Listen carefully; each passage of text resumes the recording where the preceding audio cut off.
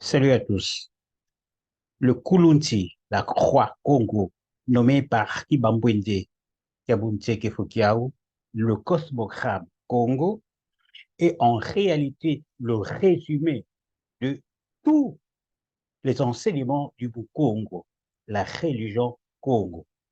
Dans cette vidéo, nous explorerons la signification épistémologique du Kulunti et expliquerons son lien avec l'acquisition de nouvelles connaissances. Bienvenue à la chaîne Nzilalowa du docteur Kiatizwa Lubandadio Lualuka. Merci de nous suivre. N'oubliez pas de vous abonner et d'appuyer sur la cloche de notification pour ne pas rater nos vidéos. L'une des doctrines fondamentales des anciens Égyptiens dans le domaine de l'épistémologie affirme la liberté de l'âme par rapport au corps.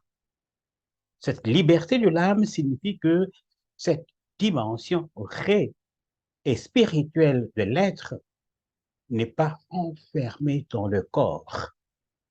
Par conséquent, l'âme peut quitter la compagnie du corps visible et se retrouver avec une incarnation plus éthérée à travers les rêves ou les trans.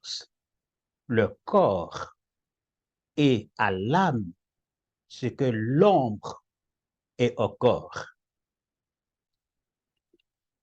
L'accent mis par les anciennes civilisations noires sur cette doctrine implique que la connaissance revêt pour elles un caractère de révélation. Ceci est confirmé par l'affirmation de l'Africain faisant allusion à l'acquisition des idées nouvelles. Ngindu zindua akidi. Des pensées mais sont venues, c'est-à-dire venues d'un plan supérieur, une révélation.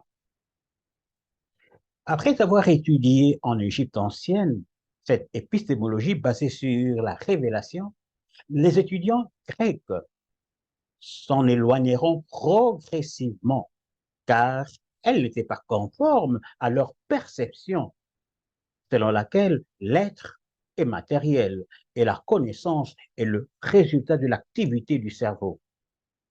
Ainsi, à partir de Platon, ils ont commencé à enfermer progressivement l'âme dans le corps pour finalement l'exclure du processus d'acquisition des connaissances dans l'empiricisme. Formé à l'école de la pensée occidentale, le jeune africain d'aujourd'hui a tendance à oublier que sa véritable épistémologie est encore enracinée dans la perception égyptienne de la liberté de l'âme.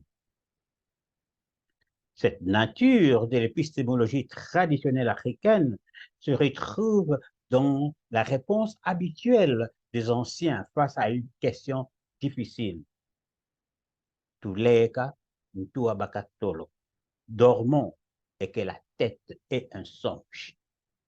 Comment cette épistémologie est-elle liée au cosmogramme Congo ou Kulunti? Sur le Kulunti, la ligne 3-4, la ligne Kalunga sépare le monde des vivants d'ici, le Nseke, du monde des ancêtres, Mpemba.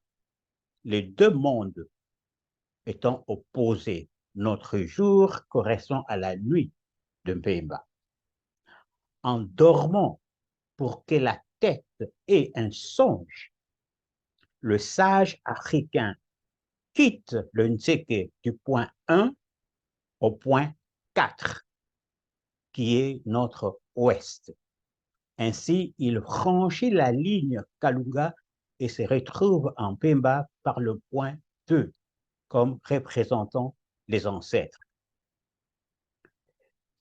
Épistémologiquement parlant, cela signifie que le sage est passé de l'ignorance, des ténèbres de notre ouest, à la connaissance, la lumière de l'est des ancêtres. Ayant pris contact avec les ancêtres, il reviendra, on ne sait qu'au point 3, comme notre est muni d'une nouvelle lumière ou connaissance partagée à partager avec la communauté. Puisque le sens suivi est celui des aiguilles d'une montre, ce Kulunti décrit un processus humain d'acquisition de connaissances. Parce que dans la pratique de la religion traditionnelle, il y a le divin, la pratique divine qui est la pratique minoritaire et il y a la pratique humaine. Et donc ici, dans ce processus, le sage utilise la pratique humaine. Cela implique que, dans le cadre traditionnel, le processus le plus élevé d'éducation des Noirs consistait essentiellement à la purification des pensées, afin de permettre à l'âme de quitter facilement le corps visible et d'entrer en contact avec les ancêtres par les rêves, par les trans ou par les intuitions, et ainsi acquérir de nouvelles connaissances. Dans ce deuxième cas, qui est l'usage de la pratique divine, l'initié quitte le point 1 et va vers le point 3, qui est notre est. Car se purifier, c'est comme redevenir un petit enfant, ce qui implique donc repartir à l'est, au point de la naissance. Ainsi, le sens divin du Kulunti épistémologique est celui contraire des aiguilles d'une montre. Ce processus d'éducation plus facile nécessite moins de temps et est moins coûteux. Un modèle que la communauté noire d'aujourd'hui doit reprendre pour notre progrès plus grand et plus rapide. En conclusion, le Kulunti, appelé par Fokiaou Cosmogram Kongu, est le résumé de tous les enseignements légués par nos ancêtres. En tant que symbole épistémologique, il nous enseigne que le moyen le plus élevé d'acquérir de nouvelles connaissances est la purification des pensées.